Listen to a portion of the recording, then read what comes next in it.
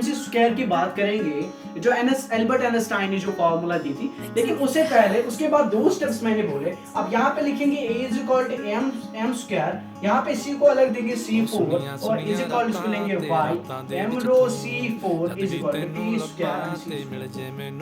लेकिन यहाँ पे इस वाले स्टेप पे मैं एक चीज रुकना यहाँ पे चाहता हूँ। बहुत गलत बोलते हैं वो लोग जो ये कहते हैं लाइट का मास कुछ भी नहीं है। हम एज्यूम कर लेते हैं आप ही का, बोलो रेस्ट मास लाइट का 0 है। चलो अब मान लिया, अब थोड़ा मैं आपको नाइन्थ ले जाता हूँ। हम नाइन्थ में बात कर रहे थे वर्क। अब वर्क क्या होता है? वर्क होता है फोर्स इनटू डिस्प्लेसमेंट।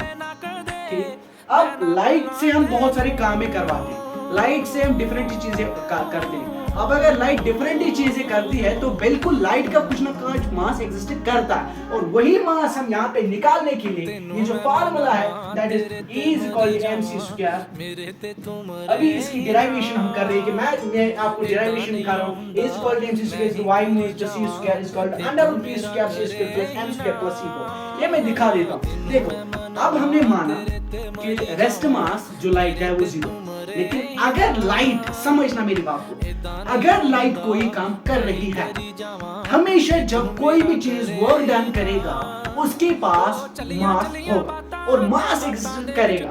यहाँ पे मैंने बोला वही कि A is equal to mc square, यानी लाइट की मैं बात कर रहा हूँ।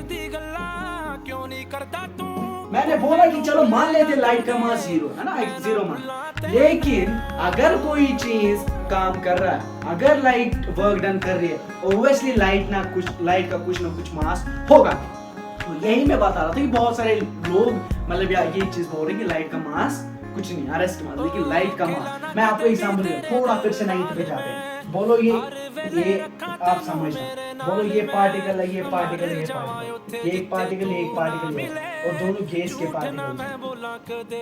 ये भी गैस के पार्टिकल। अब सुनना, ये गैस के पार्टिकल से गैस के पार्टिकल। अब इन पार्टिकल्स को हम देख सकते हैं कितना मास होगा, पता ही बहुत कम मास, लेकिन इनमें भी मास एग्जिस्ट करेगा।